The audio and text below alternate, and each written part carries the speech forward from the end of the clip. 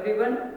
हम जो है इस लेक्चर के अंदर इवेल्युएशन के बारे में, मूल्यांकन के बारे में पढ़ने जा रहे हैं। इससे पहले जो है वो हम लेक्चर इसका एक पहले पढ़ चुके हैं, जिसमें इवेल्युएशन के बारे में हमने पढ़ा कि इवेल्युएशन क्या होता है और इवेल्युएशन की जो विशेषताएं हैं वो कौन कौन सी हैं, है ना, अर्थ पढ़ते हुए। तो ये तो सभी को क्लियर हो ही गया होगा कि जो इवेल्युएशन है वो क्या है। एक तरह की प्रोसेस है, एक तरह की प्रक्रिया है, जिसके द्वारा हम किसी भी बच्चे को क्या करते हैं, उसके मूल्य को आंकते हैं कि एक वर्ष भर में या जो शिक्षण कार्य के दौरान बच्चे ने क्या सीखा। ये मूल्यांकन जो है आपको किसी भी प्रकार से हो सकता है। इसके अंतर्गत जो है वो हम जैसे बात करते हैं, यहाँ पर पाठा अंतर्गत की बात करते हैं कि पाठा अंतर्गत जो मूल्यांकन है वो किस प्रकार से होता है और जो पाठोपरांत मूल्यांकन है वो किस प्रकार से होता है। तो ये देखिए, ये कोई जरूरी नहीं कि ये जो इवेल्युएशन हम यहाँ पर मूल्यांकन करने जा रहे हैं ये जो है वो वर्ष भर के बाद या जो मासिक परीक्षाएं हैं या वार्षिक परीक्षाएं हैं, अर्धवार्षिक परीक्षाएं हैं, इस प्रकार से इसका कोई वो नहीं इसके साथ होता। ये सिर्फ और सिर्फ क्या है, ये एक जो मैं आपको जैसे बताने जा रही हूँ कि जैसे हम किसी भी पाठ को पढ़ाते हैं तो उसके अंतर्गत जो है वो भी इवेल्युएशन टीचर वहां पर भी कर सकता है, और जो पाठ के उपरांत जो इवेल्युएशन किसी भी पाठ को पढ़ाने के बाद किया जा सकता है। तो इस जो लेक्चर में हम इस पर डिस्कस करने जा रहे हैं। सबसे पहले जो उद्देश्य है हम इसके बारे में बात करेंगे कि जो हमारा इवेल्युएशन है, जो हमारी इवेल्युएशन प्रोसेस है हिंदी शिक्षण के अंतर्गत खास करके जब हम बात कर रहे हैं तो उसका जो उद्देश्य है वो क्या है। जैसे कि जो हिंदी शिक्षण है कहते हैं कि इसके जो 3 मुख्य बिंदु माने जाते हैं, है ना। तो 3 जो मुख्य बिंदु हैं उसमें क्या है हमारा कि देखिए स्टूडेंट्स, यहाँ पर कि सबसे पहले 3 मुख्य उद्देश्य हम निर्धारित करते हैं, और उद्देश्यों को निर्धारित करने से पहले भी अगर मैं चर्चा करूं कि किसी भी काम को, करिकुलम को बनाने से पहले या बनाते समय जो उद्देश्यों का निर्धारण करना होता है वो सबसे मुश्किल काम होता है, क्योंकि हमें क्या आउटपुट चाहिए बच्चों से, शिक्षण प्रक्रिया से, करिकुलम से हमें क्या आउटपुट चाहिए, ये निर्धारित करना अपने आप में क्या है, कठिन कार्य है ना। तो जो हिंदी शिक्षण के हमारे उद्देश्य हैं, जो मूल्यांकन की प्रोसेस है, इसमें भी अगर हम देखें तो हिंदी शिक्षण के जो मेन उद्देश्य है, सबसे पहले हम उद्देश्य निर्धारित करेंगे। उसके बाद क्या है, पाठ्यक्रम एवं सीखने के जो अनुभव हैं वो कौन कौन से प्राप्त करने हैं, हमें उस पर हम फोकस करते हैं। और उसके बाद ये सब काम करके हमें ये देखना है कि जो मूल्यांकन है वो हमें किस प्रकार से करना है। ये अपने आप में क्या है, ये सारा एक प्रोसेस है मूल्यांकन का। तो अगर आपसे पूछा जाए कि हिंदी मूल्यांकन के अंतर्गत आपकी जो प्रोसेस है वो क्या है, ठीक है, तो हम इसको इस प्रकार से डिफाइन करेंगे कि जो हिंदी शिक्षण के हमारे उद्देश्य हैं, सबसे पहले हम उनको निर्धारित करेंगे यहाँ पर कि हमने हिंदी शिक्षण के उद्देश्य क्या रखे हैं, है ना। उसके बाद हम जो पाठ्यक्रम और पाठ्यक्रम को पढ़ने से, सीखने से बच्चे को क्या अनुभव होगा, इस चीज पर फोकस करेंगे। और उसके बाद हम जो है वो जो बच्चे ने सीखा उसका इवेल्युएशन किस तरह से हम करें, किन किन माध्यमों को करवाएं, किन किन परीक्षाओं का आयोजन किया जाए, परीक्षाओं का स्वरूप क्या हो, परीक्षाओं का समय सीमा क्या हो, प्रश्नों की जो संख्या है वो किस प्रकार की हो, और जो आंसर जो है हमें हमारे पास जो आ रहे हैं हम उनका इवेल्युएशन कैसे करें, ठीक है, टाइप्स वगैरह है, ये सारी चीजें जो हैं ये अपने आप में क्या है, इस प्रोसेस के अंतर्गत आती हैं। लेकिन जो शिक्षा के जो 3 मुख्य उद्देश्य हैं हम अगर उस पर डिस्कस करें तो जो पहला उद्देश्य है वो क्या है कि छात्र छात्राओं के अर्थ ग्रहण करने की योग्यता का विकसित करना, ठीक है। जो किसी भी कंसेप्ट को बच्चे को हम पढ़ा रहे हैं उससे क्या होता है, बच्चा जो है वो ज्ञान हासिल करता है, बच्चे की जो बौद्धिक शक्तियां हैं उसका विकास होता है, बच्चे की मानसिक शक्तियों का विकास होता है, और उसके साथ साथ क्या है, उसके जो अन्य कौशल जो है उसमें उसकी निपुणता हो जाती है, ठीक है। तो जो बच्चे की योग्यता है, बच्चे को जो एक देखिए जैसे हम कौशल की यहाँ पर बात कर रहे हैं तो हम 4 प्रकार के हिंदी भाषा के अंतर्गत 4 कौशलों का मुख्य रूप से जिक्र करते हैं, है ना। जब हिंदी शिक्षण की बात हो, कौशल की बात ना हो तो ये अपने आप में क्या है, अधूरा माना जाता है ना। तो जो हमारे जैसे इनकी शॉर्ट एक ट्रिक है LSRW के शॉर्ट ट्रिक से हम इसको याद करते हैं कि लिसनिंग, आपका सुनना, लिसनिंग, LS स्पीकिंग और रीडिंग एंड राइटिंग, 4 चीजें इसके अंदर मेनली रहती हैं LSRW के नाम से। LSRW ये सीक्वेंस इसकी रहती है, लिसनिंग, स्पीकिंग, सुनना, बोलना, रीडिंग और राइटिंग, पढ़ना। ठीक है, मेन जो हमारे हिंदी के जो स्किल्स हैं सारे वो LSRW से ही रिलेटेड हैं। तो यहाँ पर जो ये स्किल्स हैं, तो इन स्किल्स में बच्चा जो है वो क्या है, अगर इन स्किल्स को बच्चा गेन कर लेता है, इनके अंदर मास्टरी हासिल कर लेता है, तो वो आई थिंक हर चीज का जो क्या है अर्थ ग्रहण कर सकता है। और अर्थ ग्रहण करने की योग्यता का विकास करना क्या है, हमारे हिंदी शिक्षण के मेन ऑब्जेक्टिव में से एक ऑब्जेक्टिव माना जाता है। ठीक है, दूसरा है अभिव्यक्ति की योग्यता का विकास करना। यहाँ पर बच्चे ने सुना सुन करके अभिव्यक्त करना। सबसे पहले श्रवण कौशल के अंदर क्या है, हम बच्चे को सुनना सिखाते हैं, सुनने में उसको कैसे जो है क्या क्या चीजें जो है श्रवण कौशल में इसको निपुण कर देगी, इन चीजों के बारे में हम बताते हैं, इन चीजों के बारे में बच्चे को ज्ञान दिया जाता है। लेकिन जब श्रवण कौशल में बच्चा जो है वो निपुण हो जाता है, तो क्या है, अपने विचारों को व्यक्त करना, बोलना, इस कौशल में हम बच्चे को आगे बढ़ाते हैं। तो जो अपने विचारों को व्यक्त करना है, अभिव्यक्त करना है, वो किस प्रकार से करना है, और जो अभिव्यक्ति की योग्यता है, ठीक है, हम जब उसका विकास करते हैं, तो ये भी क्या है, हिंदी शिक्षण के मेन ऑब्जेक्टिव्स में से एक आता है, जिसकी क्या है, हम इवैल्यूएशन के जरिए जांच करते हैं कि जो हमारा जो सिखाने का जो LSRW जो एक सीक्वेंस है, उसके अकॉर्डिंग हमने बच्चे को कितना सिखाया कि वो अपने विचारों को एक्सप्रेस कर सके, किस वे में वो एक्सप्रेस कर सकता है। ये चीज क्या है, हम मूल्यांकन के जरिए इसकी जांच करते हैं, और इसकी जांच करना क्या है, हमारे इवैल्यूएशन का एक सेकंड ऑब्जेक्टिव माना जाता है।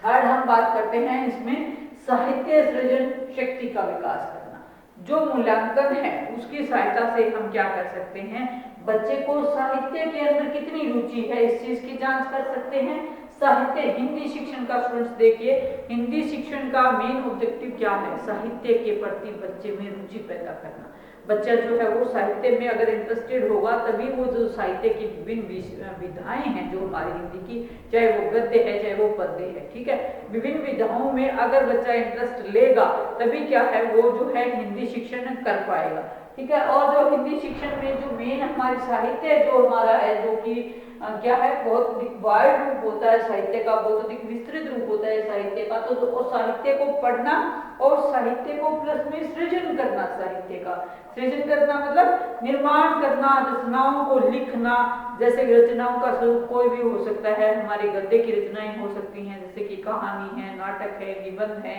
संस्मरण है, जीवनी है, रिपोर्टाज है, न जाने कितनी हिंदी के अंदर जो साहित्य की अगर बात करें तो एक अथाह भंडार साहित्य का भरा रहता है। और इसके साथ साथ जो पद्य है हमारा, पद्य के अंदर जैसे हमारी कविताएं हो गई, दोहे हो गए, है ना। तो जब इन चीजों की रचनाएं हैं या जो सृजन शक्ति है, उनका विकास करना हिंदी शिक्षण का उद्देश्य है। लेकिन उसका विकास किस दिशा में हुआ, कितनी मात्रा में हुआ, ये हम कैसे जांच करेंगे, ये जांच करना भी क्या है, इवैल्यूएशन का एक उद्देश्य माना जाता है। क्योंकि जब तक देखिए कविताएं किस कैटेगरी के अंदर हमने रखनी है, कौन सा जो है वो समय अवधि इसकी रही है, कौन से लेखक के द्वारा लिखी गई है, किसने किस भाषा का प्रयोग किया, किस रूप का प्रयोग किया, किस पैटर्न का किसने प्रयोग किया, बहुत सारी चीजें होती हैं साहित्य को लिखने की, साहित्य को समझने की, साहित्य को पढ़ने की। क्योंकि साहित्य क्या है, अपने आप में एक अथाह भंडार है, जिसकी की जो है वो जिसको जांच करना इतना आसान नहीं होता। लेकिन इसकी जो साहित्य शक्ति, जो साहित्य सृजन करने की जो शक्ति है, उसका विकास करना क्या है, हमारा जो इवैल्यूएशन की जो प्रोसेस है, इसका मुख्य उद्देश्य माना जाता है। अब हिंदी शिक्षण के जो 3 मुख्य ऑब्जेक्टिव्स की हम यहाँ पर बात कर रहे थे कि छात्र छात्राओं का अर्थ ग्रहण करने की योग्यता का विकास छात्र छात्राओं के अंदर करना, फिर अभिव्यक्ति की योग्यता का बच्चों के अंदर विकास करना, और फिर है साहित्य सृजन का विकास करना। तो ये जो है ऑब्जेक्टिव्स के अंतर्गत आते हैं। और जो हिंदी शिक्षण की मूल्यांकन की जो प्रक्रिया है, जो कि मैंने अभी आपको बताई, उसके अंदर क्या है, जो देखिए 3 महीने इन चीजों की बात इसमें की थी कि हिंदी शिक्षण के जो उद्देश्य थे वो इससे जुड़े रहते हैं, पाठ्यक्रम और सीखने के अनुभव इससे जुड़े रहते हैं, और जो मूल्यांकन के साधन हैं वो भी इसके अंदर इन्वॉल्वमेंट रहती है। अब देखिए स्टूडेंट्स, आगे हम इसमें थोड़ा सा बात करते हैं कि जो शिक्षा के उद्देश्य हैं, छात्रों ने जो ज्ञान हासिल किया, छात्रों ने जो बौद्धिक ज्ञान हासिल किया या कौशल जो है वो बच्चे ने सीखे, उससे व्यवहार में कितना वांछित परिवर्तन हुआ, है ना। ये चीज हम मूल्यांकन से ही जांच करेंगे कि बच्चे ने और किस स्तर के बच्चे को कितना ज्ञान जो है वो प्राप्त किस बच्चे ने किया। और व्यक्तिगत रूप से भी हम बच्चे की जांच कर सकते हैं, इसमें सामूहिक रूप से भी बच्चे की जांच कर सकते हैं। और ये जो जांच की प्रक्रिया है इसकी समय सीमा क्या है। अब देखिए यहाँ पर हम बात करते हैं पाठांतर्गत की बात करते हैं, पाठांतर्गत मूल्यांकन की बात करते हैं कि कई बार अध्यापक जो है वो पाठ को पढ़ा रहा होता है और बीच बीच में क्या है हम क्वेश्चनिंग करते हैं बच्चे से प्रश्न पूछते हैं कि आपको मैंने जैसे कोई कहानी पढ़ाई, कोई कविता मैंने पढ़ाई, तो आपको इसमें से क्या समझ आया। क्वेश्चनिंग करते हैं, हम बच्चे से पूछते हैं कि इस पाठ में जो है वो लेखक क्या कहना चाहता है, या बीच में पूछते हैं कि कोई संवाद किन पात्रों के बीच में हुआ, या कहानी के माध्यम से जो कहानी की स्टार्टिंग है वो कहाँ से हुई और किस पात्र के क्या नाम है ना। तो इस तरह से बीच बीच में जब हम पूछ करके या बच्चे को किसी प्रकार के जो है वो और भी तरीका हो सकता है, बच्चे की इन्वॉल्वमेंट ले ली, बच्चे को पढ़ाना शुरू कर दिया बीच में, ठीक है, बच्चे से क्वेश्चनिंग करनी शुरू कर दी, बच्चे से कुछ लिखवा के देखा, श्रुत लेख करवा के देखा, है ना। तो ये जो इवैल्यूएशन है ये भी क्या है, ये भी शिक्षण अधिगम प्रक्रिया के अंतर्गत जो है वो शामिल किया जाता है। क्योंकि जब टीचर एक्टिव होता है तो साथ ही साथ ये भी हमारा एक कुशल अध्यापक का ये कर्तव्य रहता है कि वो बच्चों को भी क्या है एक्टिव फॉर्म के अंदर लेकर के आए। अगर बच्चे पैसिव फॉर्म के अंदर बैठे हैं, बच्चे निष्क्रिय बैठे हैं, तो बच्चे फिजिकली क्लास में प्रेजेंट हो सकते हैं लेकिन मेंटली जो है वो उनका जो ध्यान है उसको क्या है, उसको जो सब्जेक्ट है आपका जो टॉपिक है उस पर कंसंट्रेशन करने के लिए आपको इवैल्यूएशन की बहुत अधिक आवश्यकता होती है। और वो जो इवैल्यूएशन है हमारा वो क्या है, पाठांतर्गत इवैल्यूएशन, हम उसको वहां पर प्रयोग कर सकते हैं ताकि बच्चे जो क्या है फिजिकली तो क्लास में रहें और साथ ही साथ क्या है मेंटली भी जो बच्चे हैं वो क्लास में रहें। ये भी इसका एक बेनिफिट रहता है। और दूसरा क्या है, दूसरा इसका एक पर्पज ये भी हो सकता है कि बच्चे कितना इंटरेस्ट ले रहे हैं पाठ के अंदर, बच्चे को और बच्चे की कितना समझ आ रहा है बच्चे को, ये देखिए आप इसके अंतर्गत ये भी चीज है कि आप करवाए जा रहे हैं, टीचर क्लास में काम करवाए जा रहे हैं लेकिन बच्चे को कितना समझ आ रहा है, क्या वो समझाना जिस वे में चाह रहा है, क्या जो जिस टीचिंग मेथड्स का टीचर के द्वारा प्रयोग किया जा रहा है क्या वो प्रॉपर है। हम खुद को जांच करने के लिए, टीचर अपने आप को जांच करने के लिए भी जो पाठांतर्गत इवैल्यूएशन है उसका प्रयोग कर सकता है। और साथ ही साथ बच्चे की इन्वॉल्वमेंट को जानने के लिए भी क्या है, पाठांतर्गत इवैल्यूएशन जरूरी है। क्योंकि हमें अगर बच्चे को पता है कि आपको अध्यापक बीच में से पूछ सकते हैं या बीच में से आपसे क्वेश्चनिंग की जा सकती है, तो जो ये ह्यूमन नेचर है कि बच्चा पहले ही क्या है जो है एक्टिव होकर के बैठेगा। वहीं हमें लगता है कि हमें कोई नहीं पूछेगा, सिर्फ अध्यापक जो है वो अपना अध्यापन कार्य करके अपनी कक्षा से बिना ही कोई क्वेश्चनिंग के चले जाएंगे, तो क्या होगा, बच्चे जो है वो पैसिव फॉर्म में रहेंगे वहां पर। तो इस क्लास को एक्टिव बनाने के लिए, क्लास की प्रक्रिया को व्यवस्थित रूप से चलाने के लिए जो पाठ के बीच में जो क्वेश्चनिंग की जाती है, जो पाठों के अंतर्गत जो है वो बच्चे से इवैल्यूएशन हम करवाते हैं बच्चे का, वो बहुत इफेक्टिव यहाँ पर रहता है। उसके बाद हम नेक्स्ट इसमें बात करते हैं पाठों उपरांत मूल्यांकन की बात करते हैं। देखिए जैसे नाम से ही स्पष्ट है कि पाठोपरांत क्या होता है, जब आपका पाठ पढ़ा लिया जाता है या पाठ को क्या कई बार जो है हमारा पाठ क्या है या हमारा कोई टॉपिक है वो ज्यादा विस्तृत भी हो जाता है, कई बार क्या है वो पाठ का जो स्वरूप है वो छोटा भी हो सकता है, पाठ किसी भी प्रकार का हो सकता है, विषय किसी प्रकार का हो सकता है, टॉपिक कोई भी हो सकता है ना। तो हिंदी शिक्षण की ही अगर हम बात करें तो जैसे कोई ग्रामर का टॉपिक हम बच्चे को पढ़ा रहे हैं, कोई कहानी हम बच्चे को पढ़ा रहे हैं, कोई निबंध हम बच्चे को पढ़ा रहे हैं, तो उस पाठ को करवाने के बाद, पूरा करने के बाद जो है वो हमारा मूल्यांकन है वो किस प्रकार से होना चाहिए, इस टॉपिक पर हम यहाँ पर चर्चा कर रहे हैं। तो वो देखिए बच्चे ने क्या सीखा, आपने पाठ पढ़ाया, टीचर ने पाठ पढ़ाया, बच्चे ने कितना सीखा, कैसे जज करेंगे, मूल्यांकन से जज करेंगे। इसके लिए हम क्या कर सकते हैं, इसके लिए हम बच्चे से टेस्ट ले सकते हैं, बच्चे से वर्बली पूछ सकते हैं, बच्चे को इस काम को पूरा करने के लिए क्या कर सकते हैं, हम कोई प्रोजेक्ट दे सकते हैं, असाइनमेंट्स दे सकते हैं, किसी भी टीचिंग मेथड का हम प्रयोग कर सकते हैं, है ना। तो इससे क्या होगा, इससे फायदा ये होगा कि बच्चे ने क्या सीखा हमें वहीं फीडबैक मिल जाएगी तुरंत ही वहां से। जैसे कि हमें जो है वो पाठांतर्गत भी हमें फीडबैक मिल जाती है, वैसे ही इसमें भी क्या है, पाठ को पूरा करने के बाद भी जो है वो इवैल्यूएशन से हमें फीडबैक मिल जाएगी कि बच्चे को कहाँ प्रॉब्लम आई क्यूरिकुलम को सीखने में, समझने में, ठीक है। तो वहां पर हम क्या कर सकते हैं, उसके जरिए हम बच्चे की जो कमियां हैं, बच्चे को जितना पोर्शन बच्चे ने नहीं सीखा उसको हम क्या कर सकते हैं, उसको हम उसकी रिकवरी कर सकते हैं, दोबारा जो है हम बच्चे को उस काम को करवा सकते हैं। और इससे जो उसका जो एस्पेक्ट जो छूट गया, वो एस्पेक्ट क्या है, वो जो कमी रह जाती है उसको हम पूरा कर सकते हैं और बच्चा जो है वो मैक्सिमम सीख सकता है, ठीक है। इस इवेल्युएशन से क्या है, बच्चा जो है वो मैक्सिमम सीख सकता है। तो ये इसके अंदर हो सकती है ये चीजें। और फिर देखिए सबसे बड़ी बात ये है कि जो शिक्षण प्रक्रिया है हमारी, इसके अंतर्गत क्या है, मेन रोल हमारा रहता है वातावरण का या परिस्थितियों का, कि ऐसी किस प्रकार की जो परिस्थितियां हैं हम जो है वो चैप्टर को या पाठ को पढ़ाते समय बनाएं, ऐसा किस प्रकार से कि बच्चे की मैक्सिमम इन्वॉल्वमेंट हो, और ऐसा जो है वो किस प्रकार का साथ जिसको हम कहेंगे कि एक पॉजिटिव इन्वायरमेंट की अगर हम बात करें तो पाठ के मूल्यांकन में भी क्या है, किस तरह का पॉजिटिव इन्वायरमेंट हम बनाएं कि बच्चा जो है वो अपना इसको अपने आप को प्रेजेंट कर सके, अपने आप को दिखा सके कि हाँ मेरा जो है वो इस पाठ को पढ़ने के बाद जो है मेरे को ये समझ आया, और अपने आप को एक्सप्रेस कर सके, अपने आप को व्यक्त कर सके और अर्थ ग्रहण कर सके। उस चीज को अर्थ ग्रहण करने के बाद एक्सप्रेस करना सबसे ज्यादा जरूरी है, क्योंकि कई बार क्या है, क्वेश्चंस जो हम इवैल्यूएशन के लिए बनाते हैं वो क्वेश्चंस का जो स्वरूप है वो क्या है, वो थोड़ा सा बच्चे अगर उसको नहीं समझ पा रहे तो वहां पर भी रिजल्ट सही नहीं आते हैं। और अगर हमने भाषा का चुनाव ऐसा कर लिया कि जो भाषा बच्चे के समझ में नहीं आ रही है या उसके अंदर कोई और अव्यवस्था अगर हमने कर दी होती है तो वहां पर भी क्या है, वहां पर भी जो बच्चा है अपने आप को एक्सप्रेस वहां पर नहीं कर पाता है। तो ये बहुत सारी कंडीशंस हैं हमारे हिंदी शिक्षण के अंतर्गत जिसके लिए क्या है, देखिए किसी भी लैंग्वेज को पढ़ाना स्टूडेंट्स अपने आप में एक कॉम्प्लिकेटेड काम होता है ना, और उसका इवेल्युएशन करना सबसे ज्यादा जरूरी है, सही इवेल्युएशन करना। इसके लिए एक जो आपका अध्यापक है उसको विषय विशेषज्ञ होना चाहिए, और विषय विशेषज्ञ होने के साथ साथ क्या है, उसको बच्चे को जो है वो बच्चे ने जो अनुभव बच्चे ने प्राप्त किए हैं उनका इवेल्युएशन कैसे करना है, इस चीज का ज्ञान होना भी उसके लिए बहुत अधिक आवश्यक है। अब हम थोड़ा सा इसके अंतर्गत देखेंगे, ये तो हमने यहाँ पर